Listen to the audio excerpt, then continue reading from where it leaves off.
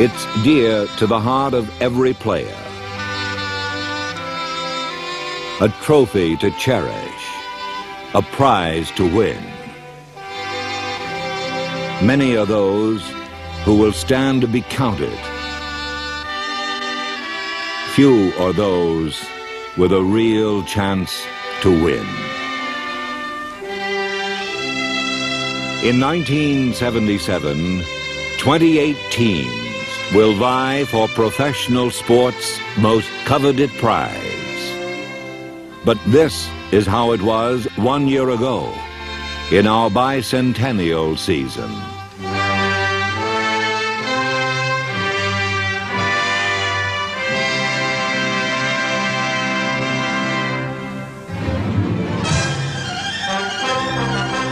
Opening day in Oakland, California. Pro football's two superpowers renew their classic rivalry.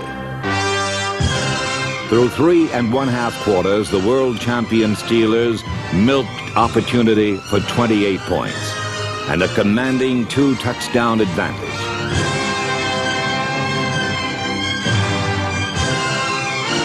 But with time running out, Ken Stabler rallied the Raiders to a tie, setting up a game-winning field goal that left psychological scars on Pittsburgh for weeks to come.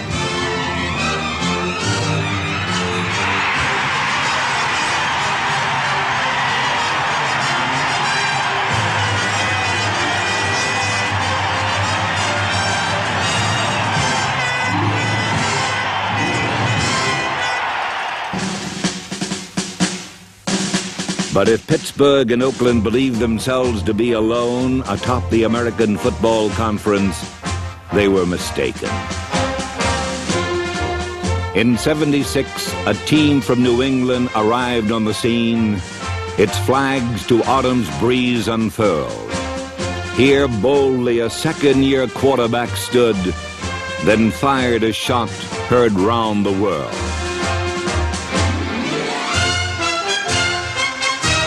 In week 2, Miami fell to New England's finest Patriot, but the critics merely sighed. Let's see him beat the Steel Curtain next week. Then we'll be satisfied.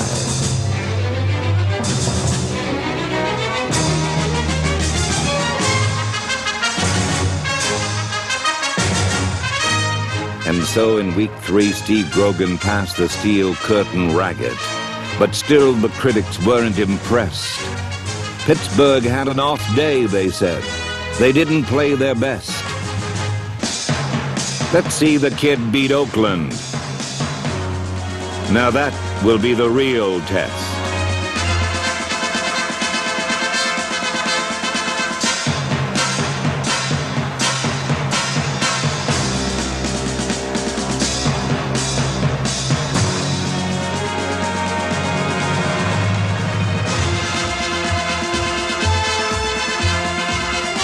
With consecutive wins over Miami, Pittsburgh, and Oakland, Steve Grogan and the New England Patriots made believers of the critics, while taking a step up to join the AFC's elite.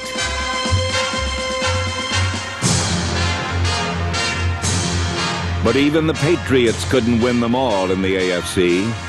That distinction belonged to still another conference powerhouse.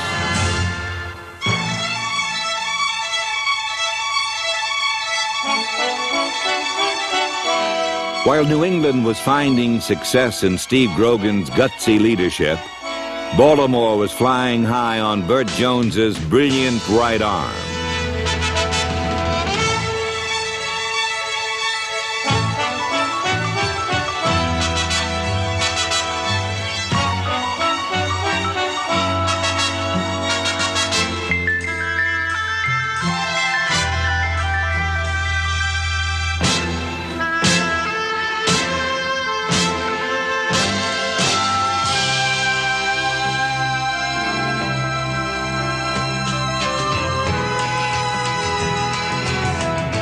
Burt Jones and number 81, Roger Carr, collaborated on some of the year's prettiest scoring plays.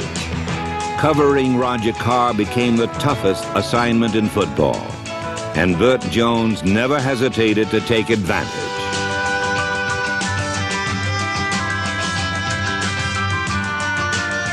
Pro football's most explosive offense, and there was more. For Baltimore also owned a group of pass rushers known as the Sack Pack. 4 sturdy young men whose play was the determining factor in Baltimore's victory in New England.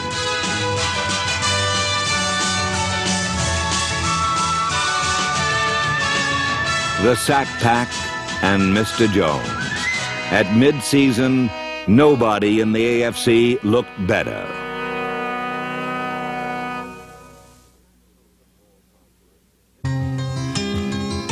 In the National Football Conference, divisional races are more predictable. Bud Grant's Vikings still own the Central Division, while Chuck Knox's Rams remain in the driver's seat out west. Only the names change from year to year. Last year, Minnesota unveiled first-year wide receiver Sammy White, whose 10 touchdowns earned him the nod as NFC Rookie of the Year. Not to be outdone, the Rams installed rookie Pat Hayden at quarterback, settling once and for all the Rams' annual game of musical chairs at that position. But despite offensive improvements, basically the Rams and Vikings are ball-controlled, defense-oriented football teams. In Week 2, they battled 5 full quarters but could not resolve a 10-10 tie, beating each other into oblivion in the process. But while the Vikes and Rams staggered home with a draw, another old contender was priming for a title fight.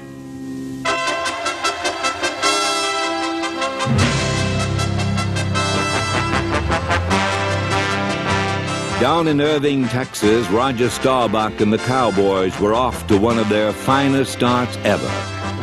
Staubach was hitting an amazing 75% of his passes, while Dallas's doomsday defense was at its brutal best, making a visit to Texas Stadium a real headache. By mid-season, Dallas was ensconced atop the Eastern Division. And so, attention turned to a Monday night monsoon in Washington. The St. Louis Cardinals were in town to battle the Redskins for second place, but George Allen's special teams stole the show.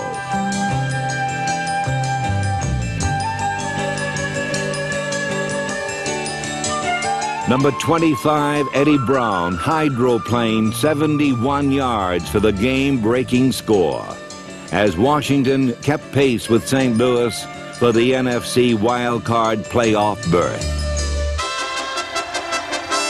But in the NFC East, the handwriting was on the wall. In head-to-head divisional matchups, Roger Staubach hung the Redskins high, while doomsday hung both teams out to dry.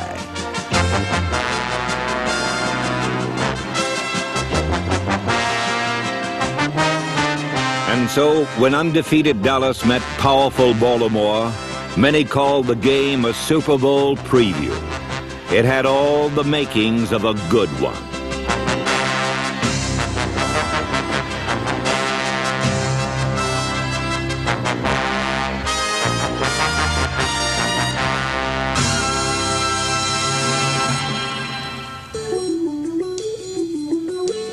But while teams like Dallas and Baltimore occupy one end of the NFL spectrum, at the other end are the also-rans, teams for whom frustration is a constant companion.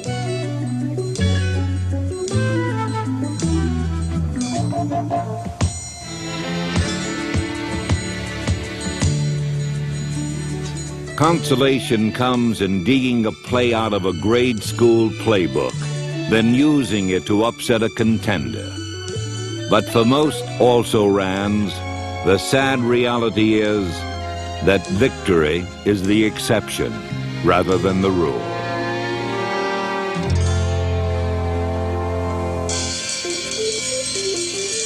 But team failure does not tarnish brilliant individual accomplishments. Buffalo won only twice in '76. But the incomparable O.J. once again rewrote his record book, this time for most yards rushing in a single game. Young running backs like Chicago's Walter Payton headed a list of 12,000-yard rushes, most ever in a single season. 249 first-year players made NFL debuts, such as Clark Gaines of the New York Jets. But no first-year player had more immediate impact than number 40, Mike Haynes of New England. Haynes single-handedly broke the Jones to Carr connection in New England's November rematch with the Colts as the Patriots advanced to the playoffs. But November brought no playoff berths for the also-rans. For them, there is only the hollow memory of 1976's desperation and the undying hope that in 1977, they'll be able to get back on their feet.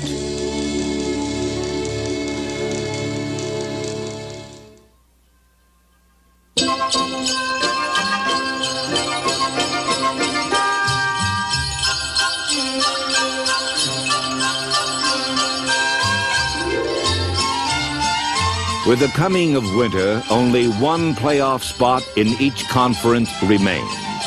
In the AFC, the crucial game matched Pittsburgh and Cincinnati, a chance for the Bengals to snap Pittsburgh's 6-game win streak and knock them out of the playoffs. But even in the white stuff, Pittsburgh's success formula remained the same.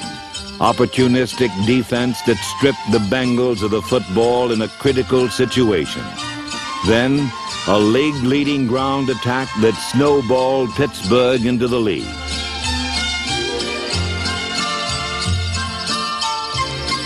The Bengals tried to battle back, but a slippery carpet and a steel curtain wouldn't allow it.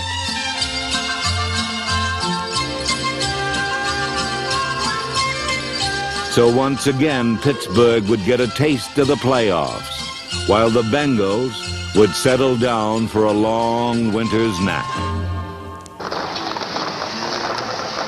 But down in the heat of Irving, Texas, a long winter's nap was precisely what the Washington Redskins were trying to avoid.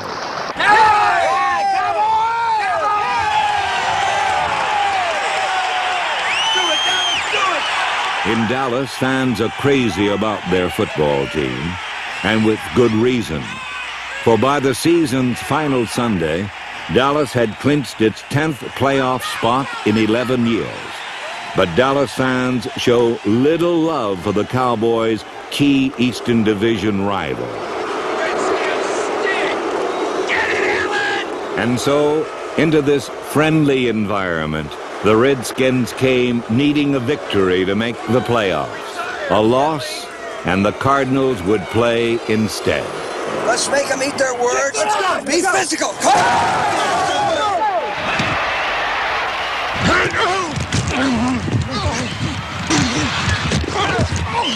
Stick it to him, Sticky!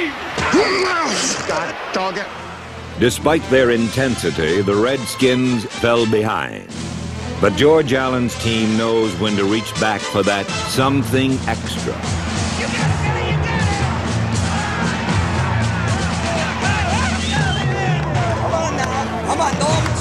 No mistakes. Concentrate. Dig it, Calvin, dig it!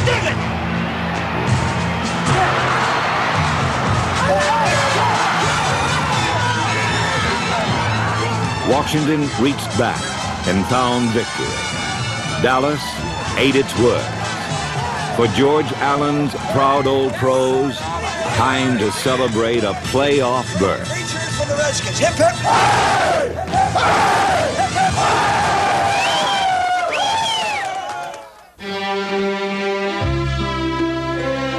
But making the playoffs and staying in them are different matters altogether.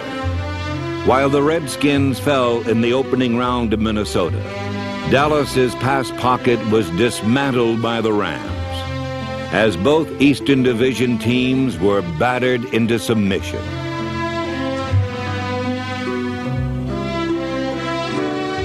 In the AFC, Burt Jones and company ran into a steel curtain. It was strictly no contest. While out in Oakland, despite ample incentive, the Raiders still needed a last-second touchdown to bring New England's Cinderella season to an end.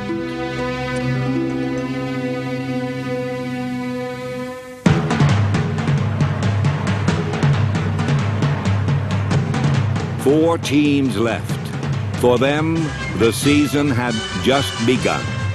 Pittsburgh, back in form and riding a 10-game winning streak.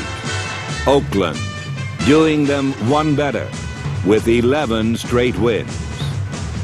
Los Angeles, 11 victories with a rookie quarterback at the helm. Minnesota, 12 wins with an old pro in his newest deep threat. But after the first round of the playoffs, only 3 teams could celebrate. For the fourth, victory had been costly.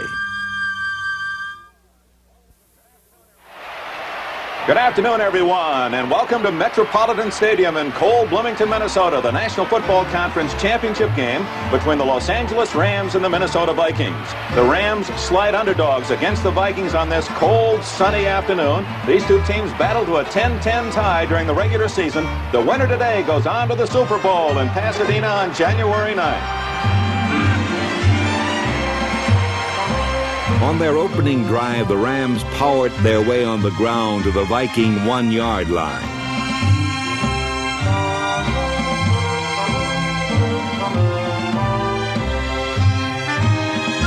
But the Rams went no further, and the stage was set for crucial play number 1. Dempsey in to try for the field goal. This is a chip shot. There's a snap a bit high. The ball is down. The kick is blocked. It's going to be a touchdown. The Vikes are going to score. It's Bobby Bryant. At the 50, the 40, the 35, the 30, the 25, the 20, the 15, the 10, the 5. Touchdown on a blocked field goal. Nate Allen blocked it. Bobby Bryant scooped it up and goes the distance. Unbelievable. Los Angeles fell behind by 17, but they never lost heart.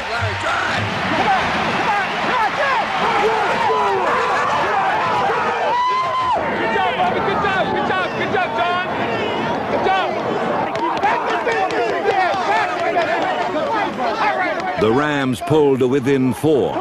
Time for crucial play number 2. He drops back to pass. He has protection. Throws the long one over the middle. Intended for Clay. Flight. Intercepted by Bobby Bryant. Bobby Bryant with his second interception of the game. This time the Rams could not recover. For the Minnesota Vikings, victory earned them their 4th Super Bowl appearance in 8 years. Their opponent now would be decided in a gargantuan struggle taking shape in Oakland, California.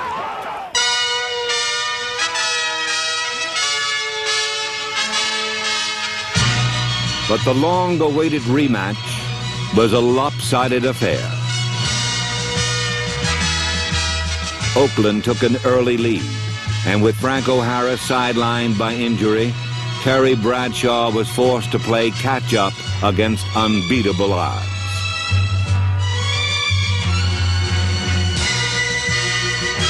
After 9 years of disappointment, this time Oakland won the AFC title going away.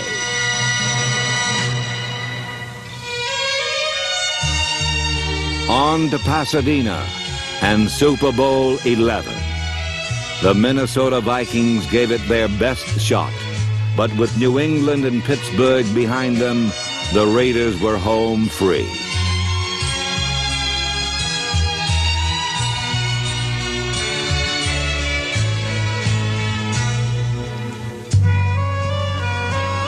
Oakland dominated all facets of play, giving NFL 76 a Super Bowl masterpiece that was 9 long years in the making.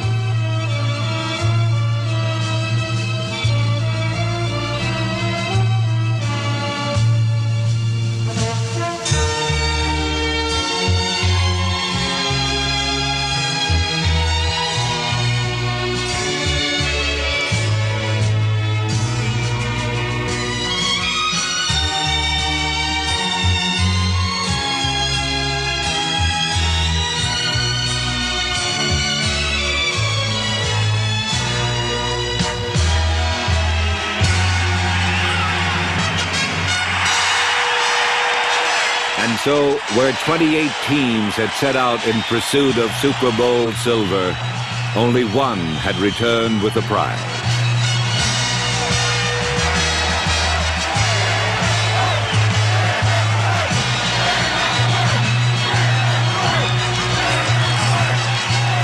In 1977, the rest will challenge Oakland's reign.